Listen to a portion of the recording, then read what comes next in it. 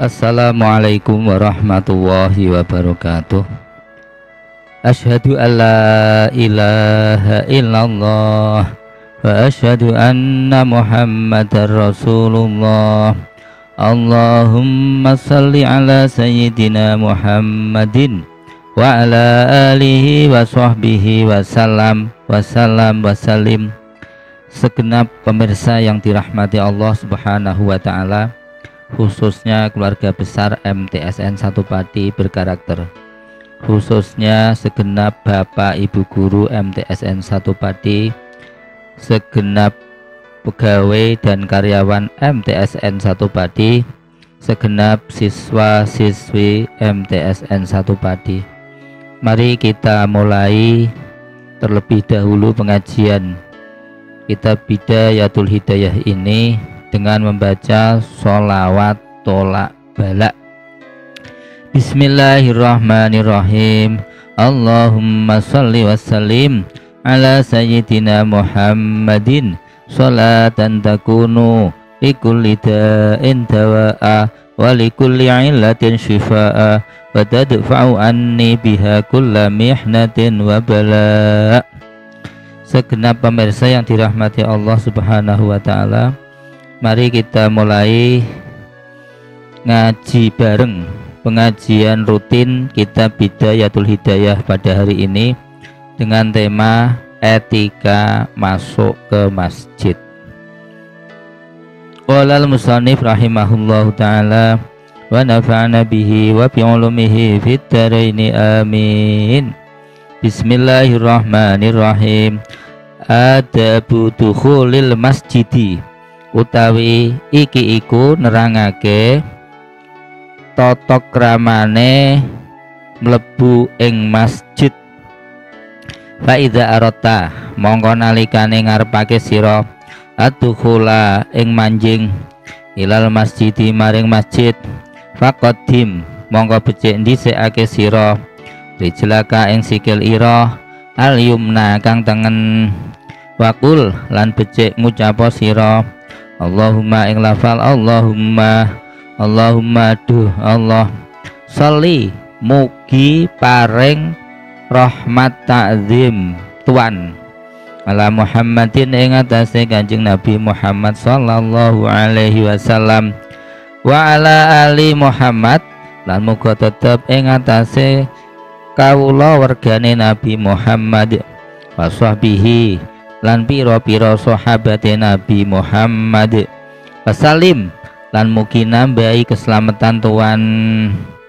Allahumma duh Allah ighfir mugi paring ngapura tuan li maring ingsun dzunubi ing pira-pira dosa ingsun, waftah lan mugi buka tuan li maring ingsun abwaaba rahmatika ing pira-pira lawang rahmat tuan, wa mahma ra'aita lan kapan-kapan ningali sira fil masjid ing dalem masjid man ing wong ya bi'u kang adol sapa man au ya beta'u utawa tuku sapa man, fakul mongko becik ngucap sira ngucap la arbaha muga-muga ora paring untung Allahu sapa Allah tijarataka ing dagangan ira, wa idza ra'aita lan nalikane ningali sira fihi ing dalem masjid man ing wong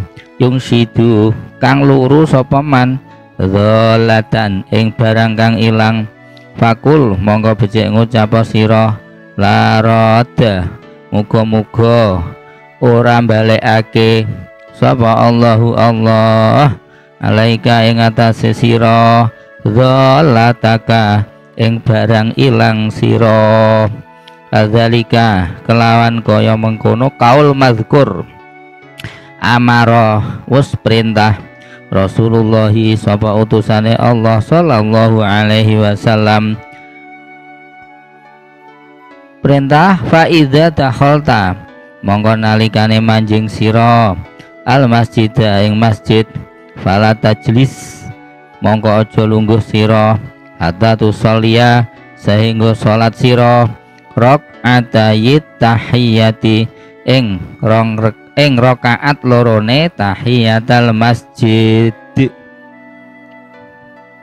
Fa ilam takun mongko lamun ora ana sira ala taharatin iku ing atase suci aw lam turid utawa ora ngarepake sira fi'laha ing lakoni tahiyatul masjid kafat mongko nyukupi apa tahiyatul masjid ka ing sira kafat mongko nyukupi ka ing sira apa al-baqiyatu piro-piro kalimah kang kari sholihatu kang bagus-bagus salasan kelawan kaping telu wakilalan den ngendikaake arbaan apa lafal arbaan kelawan kaping papat wakilalan den ngendikaake apa lafal salasan kelawan kaping telu lil muhdisi kedue wong kang hadas wawahidatan lan kaping sepisan ilmu tawadhi kedue wong kang wudu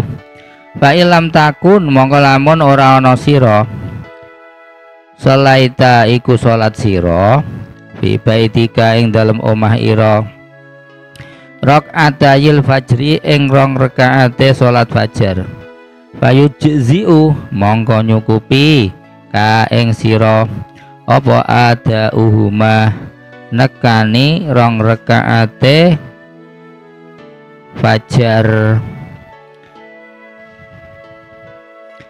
anit tahiyati andu sangking tahiyatul masjid wa idza faragta mongko nalikane rampung sira minarok antene sangking salat rong rakaat fanwi mongko niyato sira al i'tikafa ing i'tikaf wad'u lan donga sira mimma sangking donga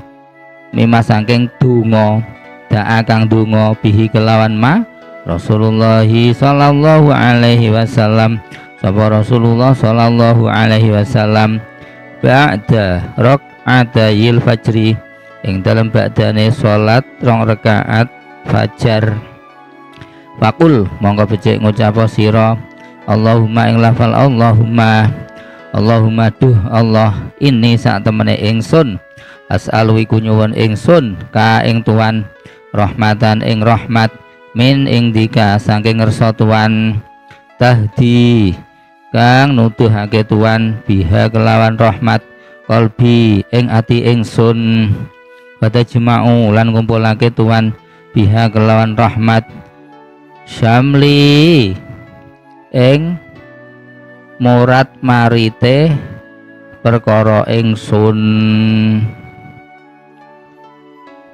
wataluma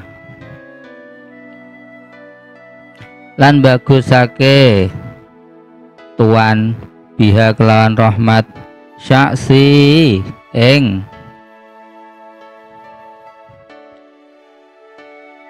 rowak raweke ing rowak raweke rambut ingsun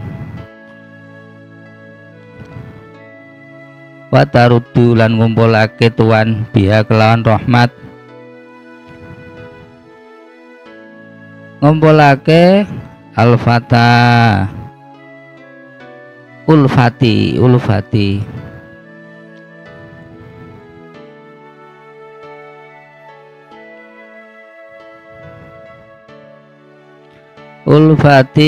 ing lemah lembut ingsun watuslihu lan bagusake tuan biha kelawan rahmat dini ing agama ingsun watahfadhu lan ngreksa tuan biha kelawan rahmat wa ibi ing wong kang gaib ingsun watarfa'ulan ngangkat tuan biha kelawan rahmat syahidi ing wong kang hadir ingsun watuzaki lan ucapake tuan biha kelawan rahmat amali ing amal ingsun watabidu lan mutihake tuan biha kelawan rahmat wajhi ing wajah ingsun watulhimu lan paring ilham tuan ni ing ingsun biha kelawan rahmat rusdi ing kepinteran ingsun watakdi lan nekaake tuan li maring ingsun biha kelawan rahmat hajati ing hajat ingsun Patuk simu lan kreksa tuan ni ing ingsun biha kelawan rahmat minggul isuin saking saben-saben perkara kang Allah. Segenap pemirsa yang dirahmati Allah Subhanahu wa taala, dari bacaan tadi dapat kita fahami bahwa seseorang apabila hendak masuk ke masjid maka hendaknya mendahulukan kaki kanan seraya mengucapkan doa Allahumma sholli ala Muhammad wa ala ali Muhammad wa sahbihi wa sallim. Allahumma firli dunubi waftahli abwaaba rahmatik. Itu doa ketika masuk ke masjid. Kemudian sebelum duduk terlebih dahulu disunahkan melaksanakan sholat tahiyatul masjid. Sholat tahiyatul masjid ini niatnya adalah sebagai berikut: sholli sunnata tahiyatil masjidi rakaataini lillahi ta'ala.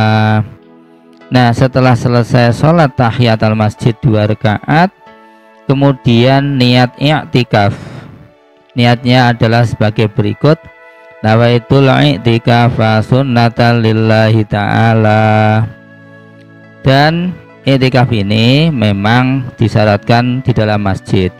Jadi kalau masjid itu ada serambinya, ya biasanya kan ada serambi terus ada masjid yang bagian dalam. Itu kalau serambinya sejak semula tidak diakui sebagai masjid maka tidak sah. Perlu diingat bahwa i'tikaf itu harus di dalam masjid. Kalau di serambi tidak sah apabila serambi tersebut menurut takmir masjid memang itu tidak dianggap, tidak diakui sebagai masjid.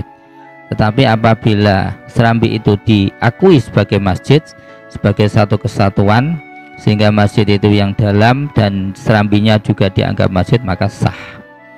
Ketika i'tikaf dianjurkan membaca doa ini: Bismillahirrahmanirrahim.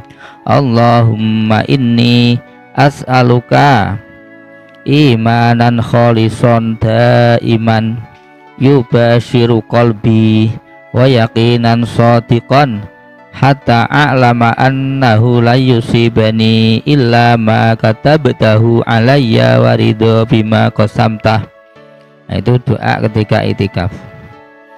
Nah, berkaitan dengan bulan suci Ramadan ini, maka orang muslim atau orang-orang yang berpuasa ini dianjurkan selalu menjalankan i'tikaf di masjid dan sekaligus menjalankan sholat-sholat sunnah.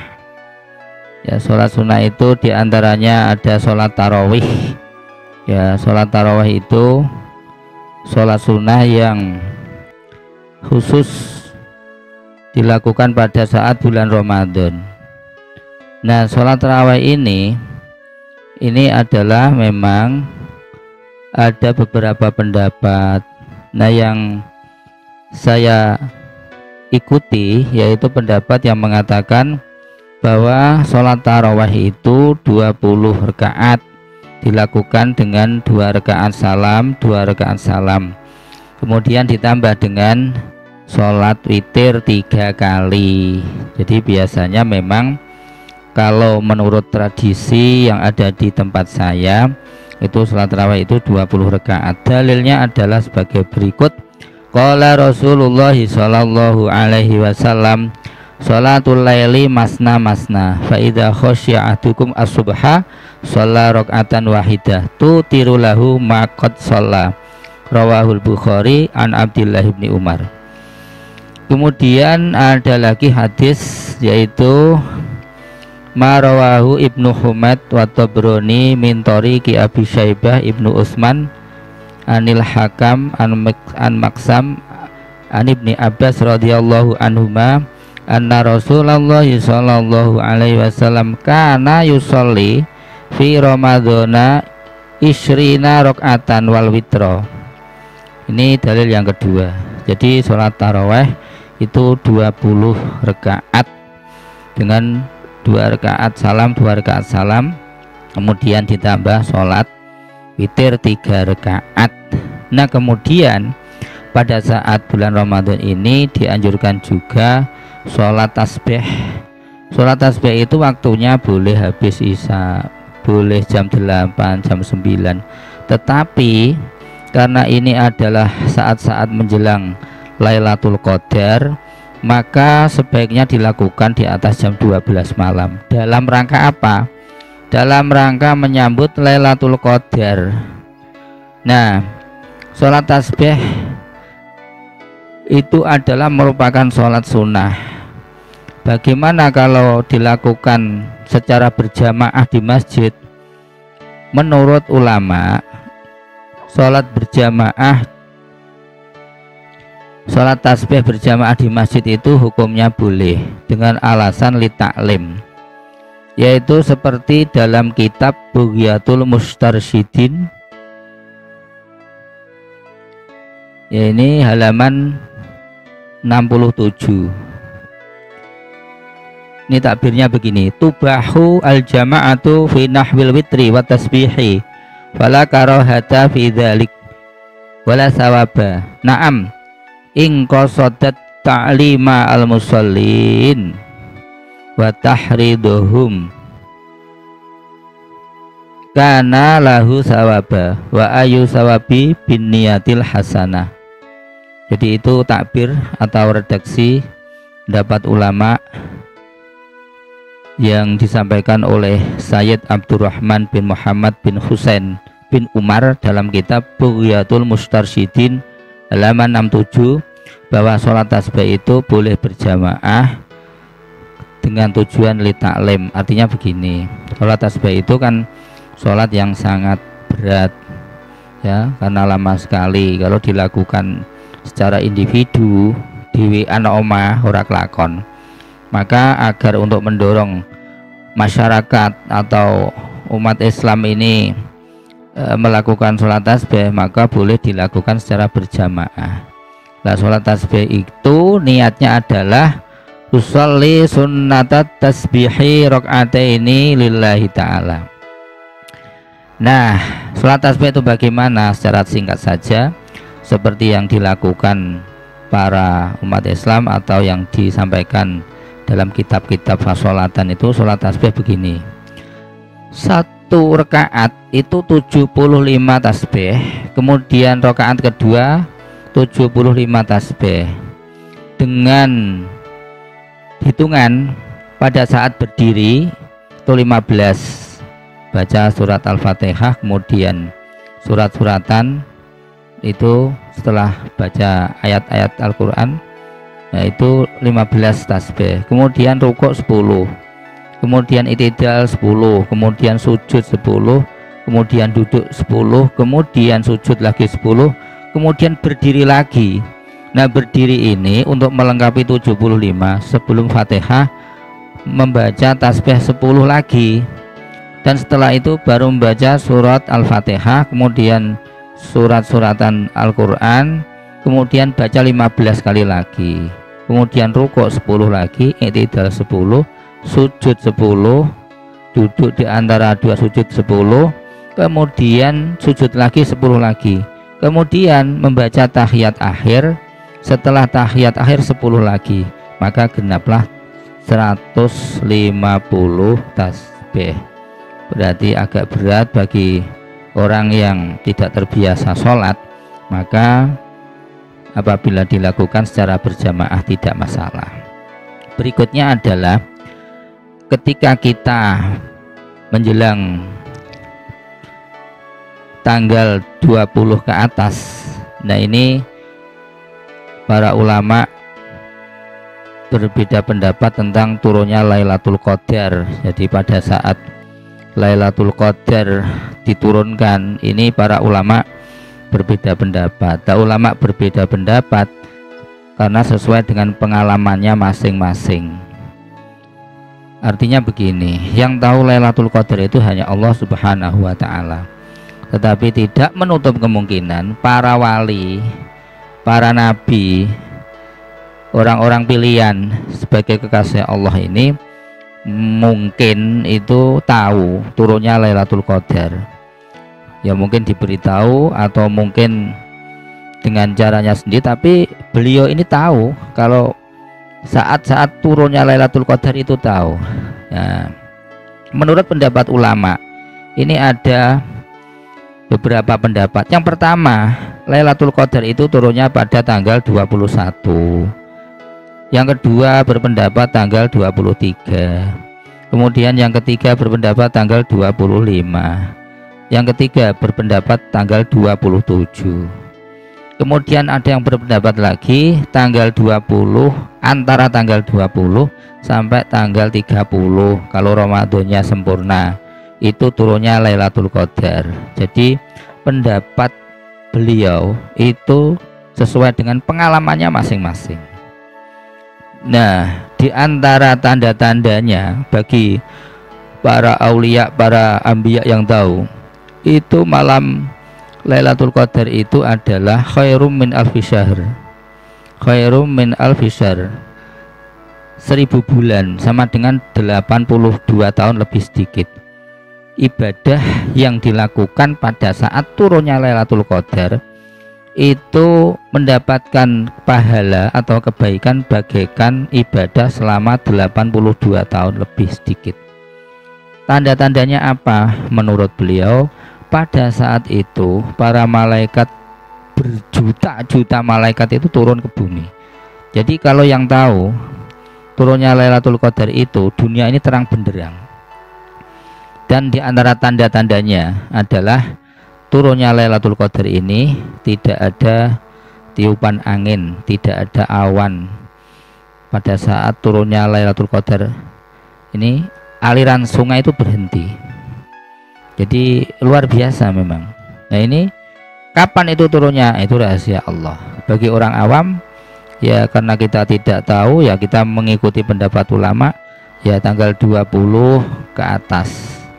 Itu pendapat ulama. Ada yang mengatakan tanggal 20 ke atas yang ganjil-ganjil. 21, 23, 25, 27, 29. Ada yang mengatakan 20 sampai 30. Pokoknya yang penting ibadah di antara itu. Ada yang berpendapat tanggal 1 sampai 30 itu turunnya Lailatul Qadar. Maka ya setiap malam kita harus bahasanya ya nunggu nak menawan tok ya, orang ngerti ya, sementing setiap malam itu kita melakukan atau melaksanakan amal ibadah. Oleh karena itu kebanyakan orang-orang di tempat saya atau mayoritas umat Islam di Indonesia itu nyegate ya tanggal 20 ke atas yang ganjil biasanya. Maka dianjurkan sholat tasbih untuk menyongsong datangnya Lailatul Qadar. Demikian yang dapat saya sampaikan pada hari ini. Kurang lebihnya mohon maaf. Akhirul kalam, billahi taufiq wal hidayah wa ridho wal inayah. Assalamualaikum warahmatullahi wabarakatuh.